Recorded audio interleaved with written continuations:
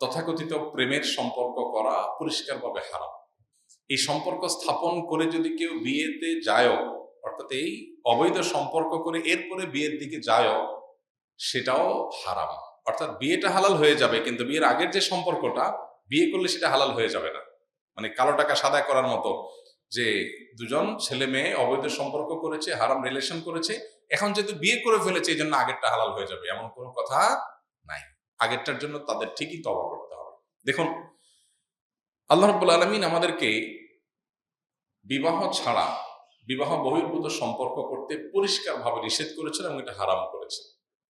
এবং এই জেনাকে এরকম কঠিন অপরাধ হিসেবে ইসলাম দেখেছে যে অনেক পাপ, যেটা দুনিয়াতে কোনো শাস্তি আল্লাহ দিবেন না, আখিরাতে দিবেন। দুনিয়াতে ইসলামী দণ্ডবিধিতে কোনো শাস্তির ব্যবস্থা রাখা হয় নাই। কেউ নামাজ পড়ে নাই, কোরআন হাদিসে কোথাও নামাজ না পড়লে তার জন্য পার্টিকুলার কোনো শাস্তি, কোনো হদ, কোনো দণ্ডের কথা বলা হয় নাই। এমনকি কেউ রোজা রাখে নাই, তার জন্য এত বেত্রাঘাত করতে হবে, এতদিন জেলে দিতে হবে, বা তার এই শাস্তি দিতে হবে, এরকম কোনো কথা নাই। কিন্তু কিছু অপরাধ আছে যে অপরাধগুলো সংগঠন করলে, ইসলামী দণ্ডবিধিতে, ইসলাম বিচার ব্যবস্থা থাকলে, ইসলামী শাসন থাকলে সেগুলোর জন্য শাস্তির কথা বলেছে। এই জেনা এমন একটি অপরাধ যে এর কারণে শাস্তি দিতে ইসলাম বলেছে। কেন?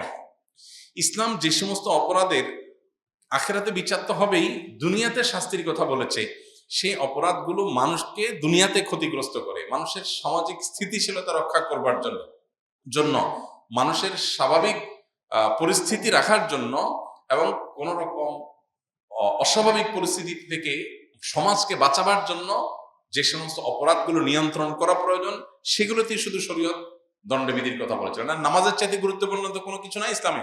সেটা যদি কেউ না পড়ে, আখিরাতে শাস্তি হবে, কিন্তু দুনিয়াতে কোনো দণ্ডবিধিতে কোনো শাস্তি নেই যে ঠিক আছে এত বেত্রাঘাত, এরকম কোনো দণ্ডবিধি ঠিক করা হয়নি। এখন তাহলে ব্যভিচারের ব্যাপারে কেউ যদি ব্যভিচারে লিপ্ত হয়, সে যদি বিবাহিত হয়, তাহলে তার শাস্তি হলো মৃত্যুদণ্ড, এবং অত্যন্ত কঠোরভাবে, নির্মমভাবে কোমর পর্যন্ত পুঁতে রেখে তারপরে প্রস্তর আঘাতে মৃত্যুদণ্ড। অবশ্যই এই মৃত্যুদণ্ড এমনি এমনি বাস্তবায়ন করা সম্ভব না। সরাসরি জেনাতে দেখেছে এরকম সাক্ষী লাগবে নির্দিষ্ট, সে সাক্ষী আবার প্রমাণিত হতে হবে, না হলে এটা হবে না। এটা হয়তো কালে বদ্রে হাজার লাখে একটা ঘটনা হয়তো ঘটবে, যাতে করে গোটা দেশ, গোটা দুনিয়া সতর্ক হয়ে যায়। এখন প্রশ্ন হলো, কেন এই ব্যাপারে ইসলাম সতর্ক থাকতে বলেছে? কারণ এর মাধ্যমে মানব সভ্যতা অস্তিত্ব হুমকির মধ্যে পড়বে।